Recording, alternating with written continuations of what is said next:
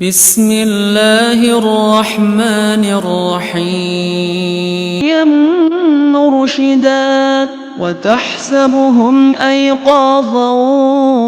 وهم رقود باسطوا ذراعيه بالوصيد لو اطلعت عليهم لوليت منهم فرارا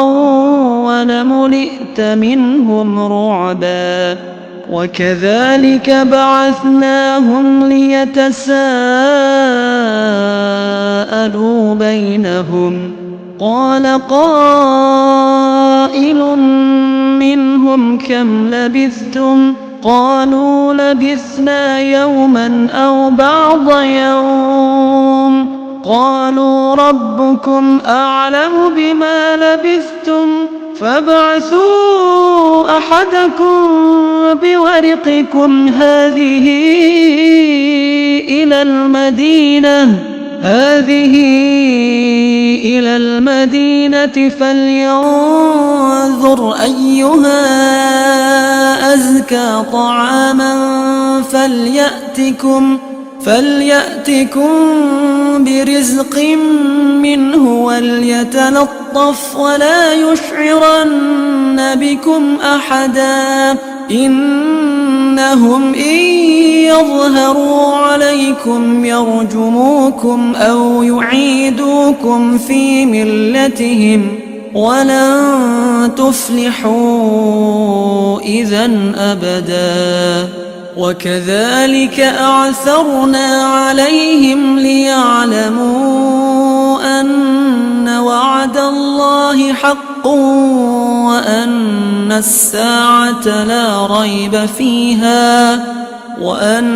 الساعة لا ريب فيها إذ يتنازعون بينهم أمرهم فقالوا ابنوا عليهم بنيانا ربهم أعلم بهم قال الذين غلبوا على أمرهم لنتخذن عليهم مسجدا سيقولون ثلاثة رابعهم كلبهم ويقولون خمسة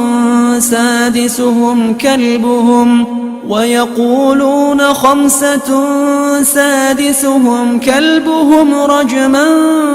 بالغيب ويقولون 7 وثامنهم كلبهم قل ربي أعلم بعدتهم ما يعلمهم إلا قليل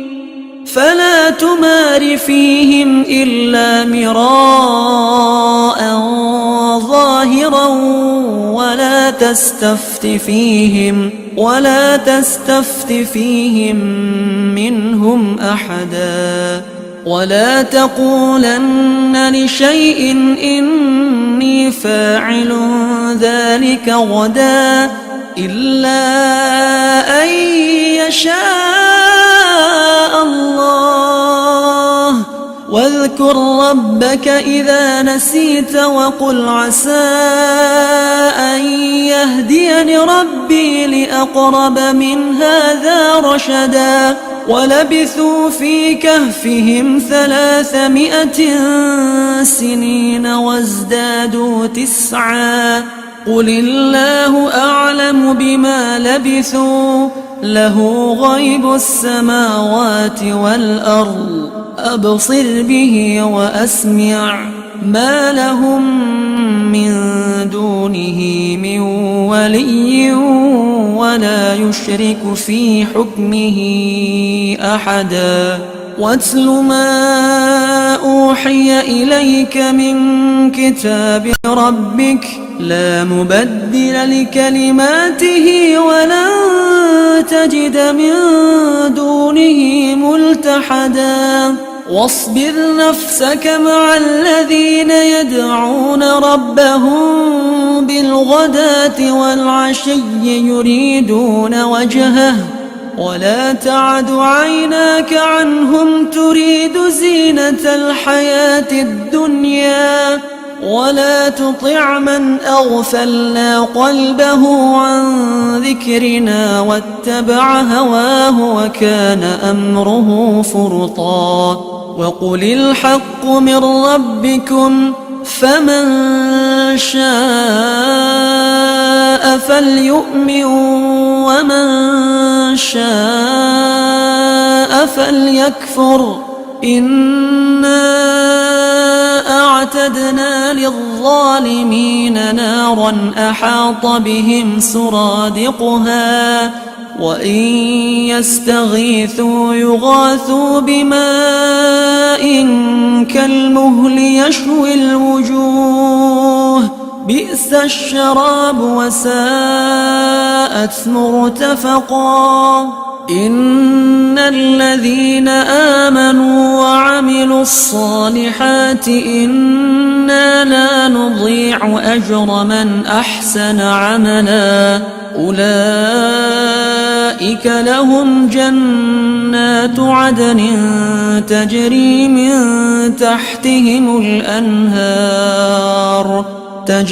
من تحتهم الأنهار يحلون فيها من أساور من ذهب ويلبسون ثيابا خضرا من سندس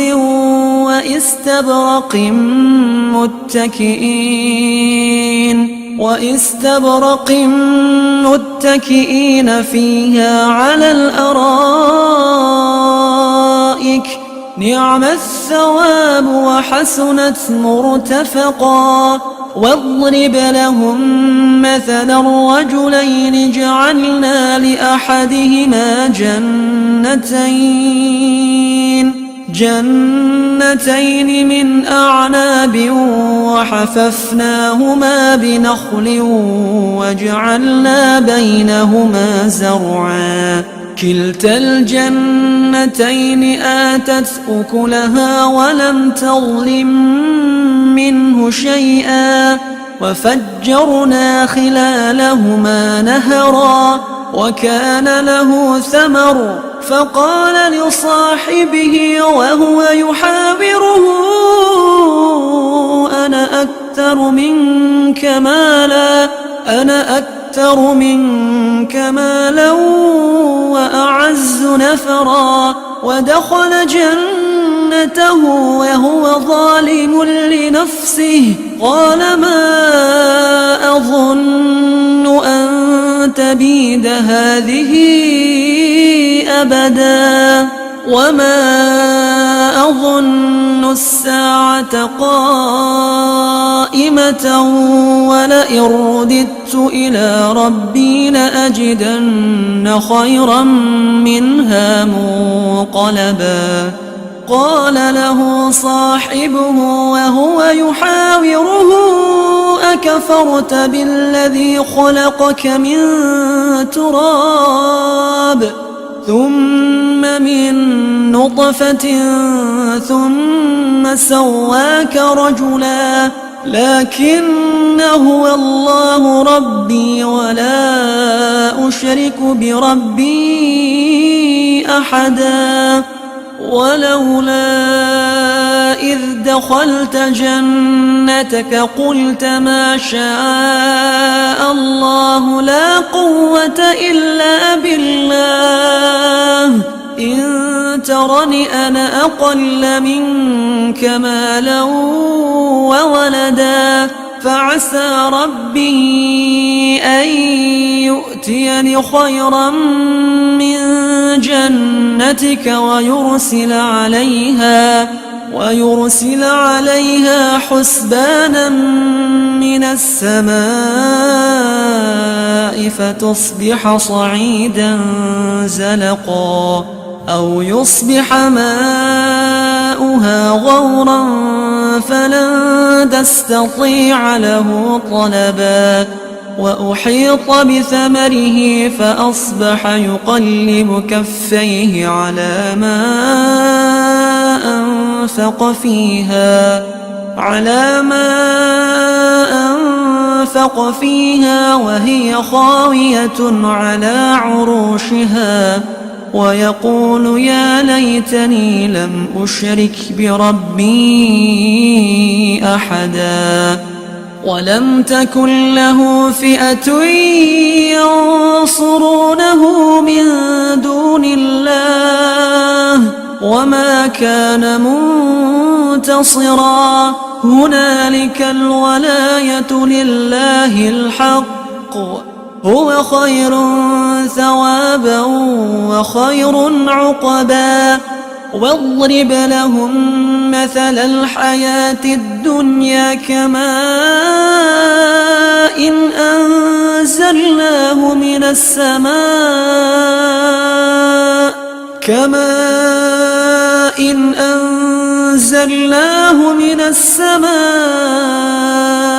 فاختلط به نبات الأرض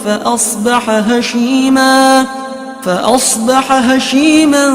تذروه الرياح وكان الله على كل شيء مقتدرا المال والبنون زينة الحياة الدنيا والباقيات الصالحات خير عند ربك ثوابا وخير أملا ويوم نسير الجبال وترى الأرض بارزة وحشرناهم فلم نغادر منهم أحدا وعرضوا على ربك صفا لقد جئتمونا كما خلقناكم أول مرة بل زعمتم أن لن نجعل لكم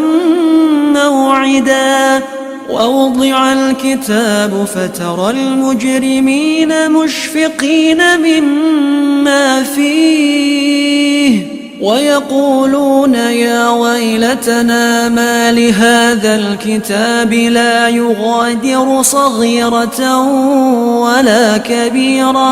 لا يغادر صغيرة ولا كبيرة إلا أحصاها ووجدوا ما عملوا حاضرا ولا يظلم ربك أحدا وإذ قلنا للملائكة اسجدوا لآدم فسجدوا إلا إبليس كان من الجن ففسق عن أمر ربه أفتتخذونه وذريته أولياء من دوني وهم لكم عدو بئس للظالمين بدلا ما أشهدتهم خلق السماوات والأرض ولا خلق أنفسهم وما كنت متخذ المضلين عضدا ويوم يقول نادوا شركائي الذين زعمتم فدعوهم فلم يستجيبوا لهم وجعلنا بينهم موبقا ورأى المجرمون النار فظنوا أنهم مواقعوها ولم يجدوا عنها مصرفا ولقد صرفنا في هذا القرآن للناس من كل مثل وكان الإنسان أكثر شيء جدلا وما منع الناس أن يؤمنوا إذ جاءهم الهدى ويستغفروا ربهم إلا أن تأتيهم سنة الأولين تأتيهم سنة الأولين أو يأتيهم العذاب قبلا وما نرسل المرسلين إلا مبشرين ومنذرين ويجادل الذين كفروا بالباطل ليدحضوا به الحق واتخذوا آياتي وما أنذروا هزوا ومن أظلم ممن ذكر بآيات ربه فأعرض عنها ونسي ما قدمت يداه إنا جعلنا على قلوبهم أكنة أن يفقهوه وفي آذانهم وقرا وإن تدعهم إلى الهدى فلن يهتدوا إذن أبدا وربك الغفور ذو الرحمة لو يؤاخذهم بما كسبوا لعجل لهم العذاب بل لهم موعد لن يجدوا من دونه موئلا وتلك القرى أهلكناهم لما ظلموا وجعلنا لمهلكهم موعدا وإذ قال موسى لفتاه لا أبرح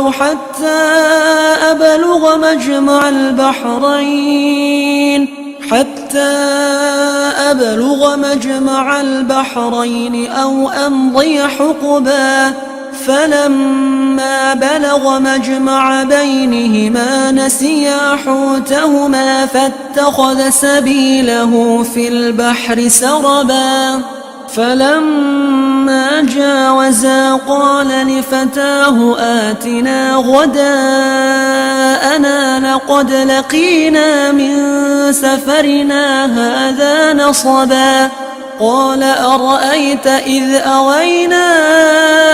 إلى الصخرة فإني نسيت الحوت وما أنسانيه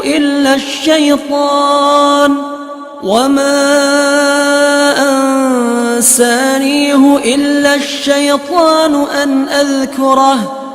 واتخذ سبيله في البحر عجبا قال ذلك ما كنا نبغ فارتد على آثارهما قصصا فوجدا عبدا من عبادنا آتيناه رحمة من عندنا وعلمناه من لدنا علما قال له موسى هل أتبعك على أن تعلمني مما علمت رشدا قال إنك لن تستطيع معي صبرا وكيف تصبر على ما لم تحط به خبرا قال ستجدني إن شاء الله صابرا ولا أعصي لك أمرا قال فإن اتبعتني فلا تسألني عن شيء حتى أحدث لك منه ذكرا فانطلقا حتى إذا ركبا في السفينة خرقها قال أخرقتها لتغرق أهلها لقد جئت شيئا إمرا قال ألم أقل إنك لن تستطيع معي صبرا قال لا تؤاخذني بما نسيت ولا ترهقني من أمري عسرا فانطلقا حتى إذا لقيا غلاما فقتله قال أقتلت نفسا زكية بغير نفس لقد جئت شيئا نكرا قال ألم أقل لك إنك لن تستطيع معي صبرا قال إن سألتك عن شيء بعدها فلا تصاحبني قد بلغت من لدني عذرا فانطلقا حتى إذا أتيا أهل قرية استطعما أهلها فأبوا أن يضيفوهما فوجدا فيها جدارا يريد أن ينقض فأقامه قال لو شئت لاتخذت عليه أجرا قال هذا فراق بيني وبينك سأنبئك بتأويل ما لم تستطع عليه صبرا أما السفينة فكانت لمساكين يعملون في البحر فأردت أن أعيبها وكان وراءهم ملك يأخذ كل سفينة غصبا وأما الغلام فكان أبواه مؤمنين فخشينا أن يرهقهما طغيانا وكفرا فأردنا أن يبدلهما ربهما خيرا منه زكاة وأقرب رحما وأما الجدار فكان لغلامين يتيمين في المدينة وكان تحته كنز لهما وكان أبوهما صالحا فأراد ربك أن يبلغا أشدهما ويستخرجا كنزهما رحمة من ربك وما فعلته عن أمري ذلك تأويل ما لم تستع عليه صبرا ويسألونك عن ذي القرنين قل سأتلو عليكم منه ذكرا إنا مكنا له في الأرض وآتيناه من كل شيء سببا فأتبع سببا حتى إذا بلغ مغرب الشمس وجدها تغرب في عين حمئة ووجد عندها قوما قلنا يا ذا القرنين إما أن تعذب وإما أن تتخذ فيهم حسنا قال أما من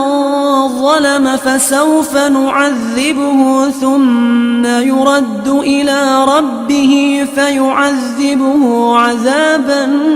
نكرا وأما من آمن وعمل صالحا فله جزاء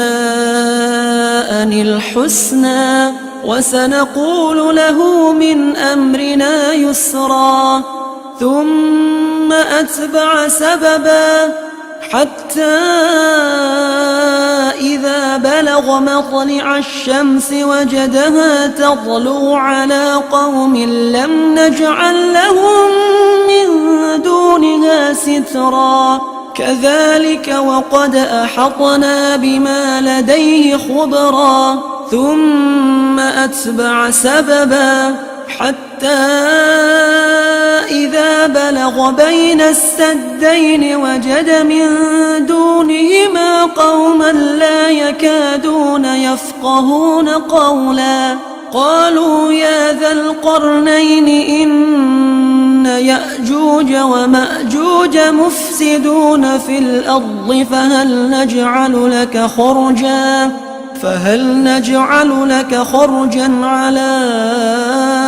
أن تجعل بيننا وبينهم سدا قال ما مكني فيه ربي خير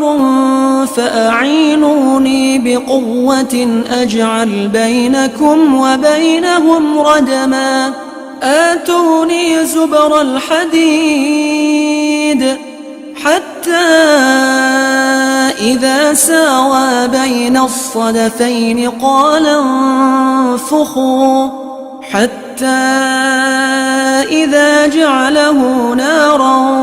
قال آتوني أفرغ عليه قطرا فما استطاعوا أن يظهروه وما استطاعوا له نقبا قال هذا رحمة من ربي فإذا جاء وعد ربي جعله دكا وكان وعد ربي حقا وتركنا بعضهم يومئذ يموج في بعض ونفخ في الصور فجمعناهم جمعا وعرضنا جهنم يومئذ للكافرين عرضا الذين كانت أعينهم في غطاء عن ذكري وكانوا لا يستطيعون سمعا أفحسب الذين كفروا أن يتخذوا عبادي من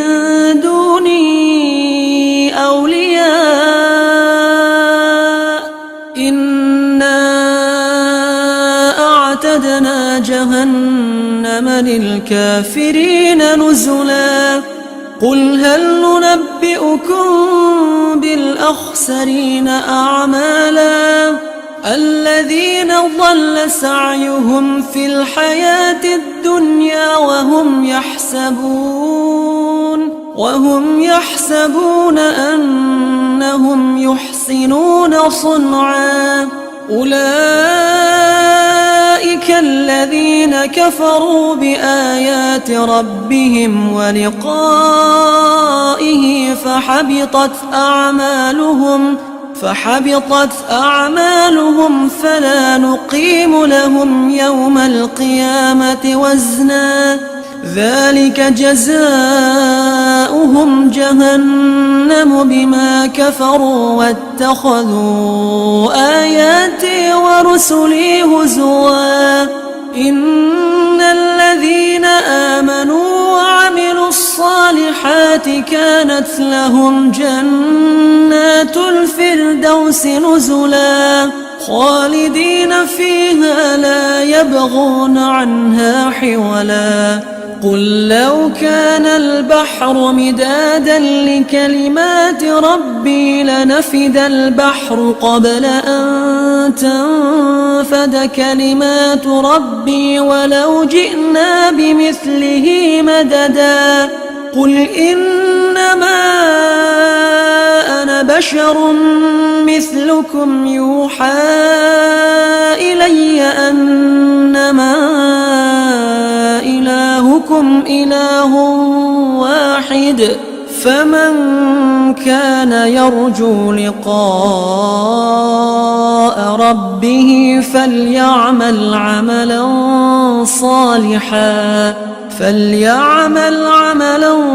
صالحا ولا يشرك بعبادة ربه